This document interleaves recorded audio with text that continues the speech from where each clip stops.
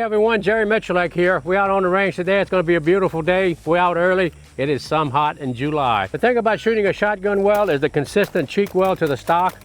Gun has to be fitted to when you mount it. It's going to look exactly the same every time. And one thing good about an optic is, no matter where the dot is in the screen, if you see that dot on the target, it's going to hit it. So it gives me a little bit allowance for not having a perfect cheek weld.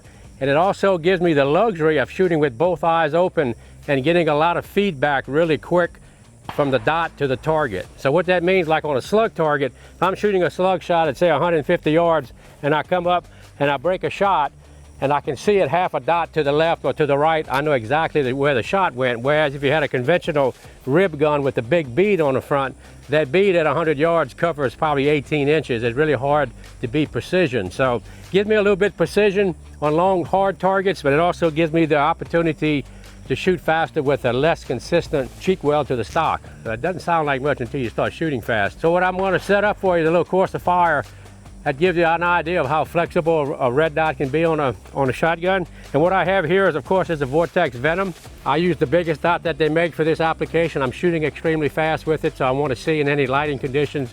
It's been an extremely rugged sight. Of course, the other feature I like about it, guys, is the battery cap is on the top. So once you get it sighted in, if you need to change a battery, you just unscrew the cap, put you another battery in it, and you're ready to go. So been extremely happy with it. I've shot them for years. Let's shoot.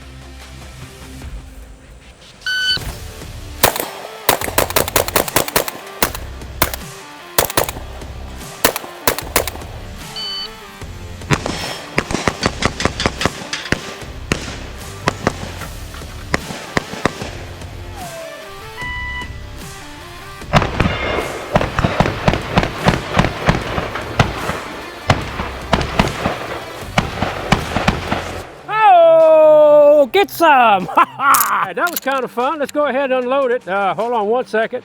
Let me get it flagged up here.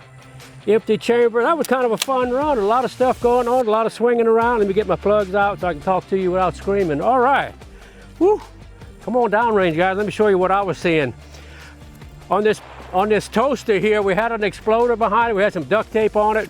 Let's just go over what we did here. Our first shot was a 118, so I'm about 25, 30 yards from those poppers.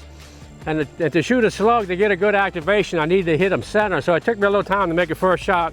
It was 1.18 hundredths of a second. And then after that, of course, everything started happening a little over 0.6 of a second to get to the next target.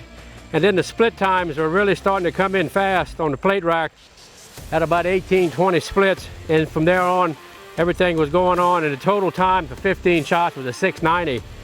To do the whole event. So shoot 15 rounds on a bunch of targets, 6.9 seconds. But as you can see, when I hit this popper, I shot it twice to get it down as fast as possible to stop the clock.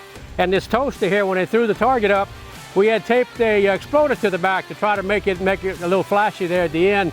But the duct tape held the target together. You can see the first shot knocked the center out of it, and I hit it 2 more times, 3 times total. And the exploder didn't work, but we were still getting some. So maybe a red dot on a shotgun just might be for you. Get some.